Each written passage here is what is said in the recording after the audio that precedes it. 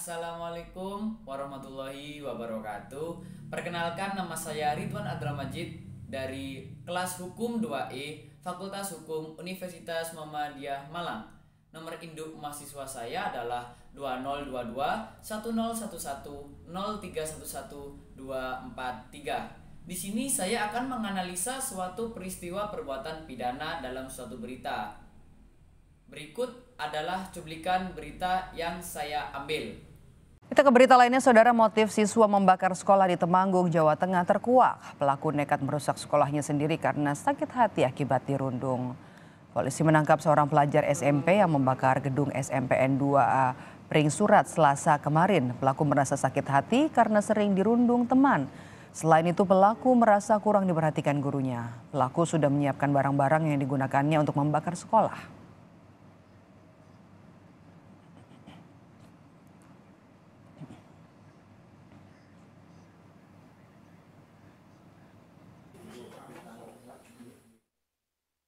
Motif dari pelaku adalah pelaku merasa sakit hati karena sering dibully oleh teman-temannya, termasuk oleh guru. Siswa ini merasa kurang diperhatikan. Baik, setelah apa yang dipaparkan dalam berita tersebut, bahwa perbuatan pidana tersebut dapat dikenakan pasal 81 Ayat 2 Undang-Undang Nomor 11 Tahun 2012 tentang Peradilan Pidana Anak. Nah,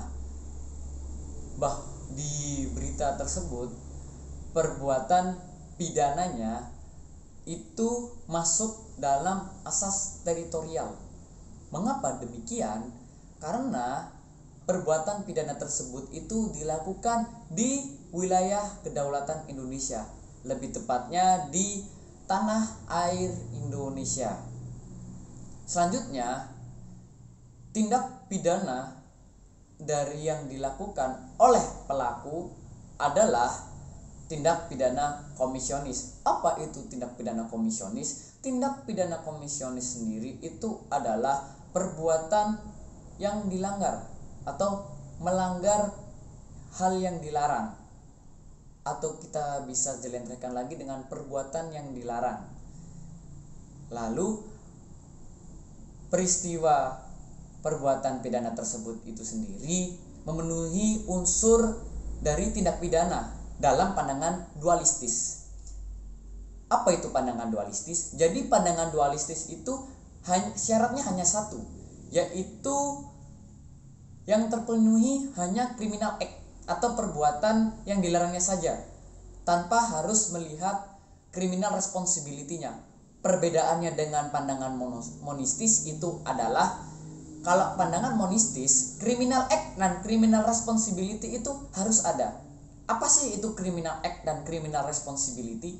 Criminal act itu adalah perbuatan yang dilarang, dan criminal responsibility adalah pertanggungjawaban tindak pidana.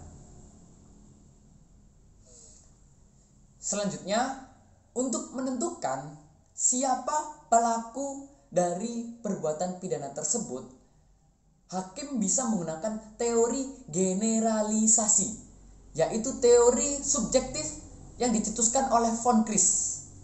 Apa bunyinya? Bahwa sebab adalah apa yang dilakukan oleh pelaku diketahui bahwa pada umumnya perbuatannya itu dapat menimbulkan akibat.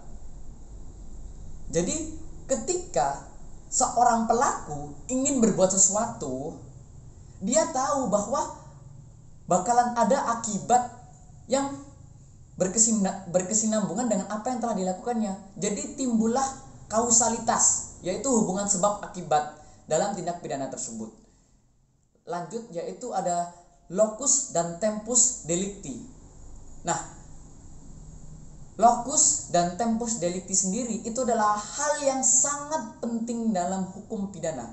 Apa itu locus dan tempus delicti?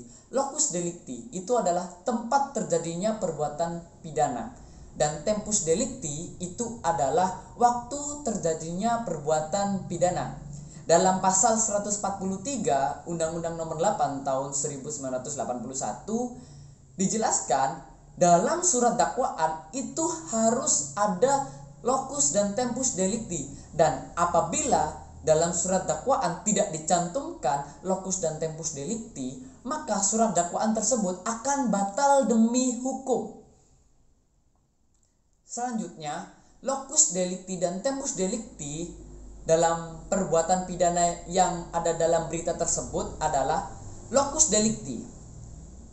Tempat terjadinya ada di Temanggung, Jawa Tengah, tepatnya di SMPN 2A Pring Surat. Dan tempus delicti itu ada pada hari Selasa tanggal 27 Juli 2023. Perbuatan yang dilakukan oleh pelaku ini sifatnya melawan hukum, yaitu melawan hukum material dan hukum formil. Kenapa kok bisa melawan hukum material dan hukum formil? Karena hukum formil dia menimbulkan sebabnya dan materialnya dia menimbulkan akibatnya. Di Indonesia sendiri kita mengandung namanya hukum material. Jadi kita menganut hukum material. Hukum material di Indonesia itu banyak, mulai dari adat, jurisprudensinya, traktat dan lain sebagainya. Jadi Indonesia sendiri itu menganut hukum pidana material. Dan bisa kita laksanakan karena kita menganut asas legalitas. Apa itu asas legalitas? Nullum delictum nulla poena sine previa lege poenali. Yang artinya tidak ada delik, tidak ada tindak pidana sebelum ada peraturan yang mengaturnya terlebih dahulu. Sekian penjelasan dari saya. Itulah analisa dari peristiwa pidana yang ada dalam berita tersebut. Apabila ada tutur kata saya yang kurang berkenan, saya mohon maaf. Sekian dari saya. Wassalamualaikum warahmatullahi wabarakatuh.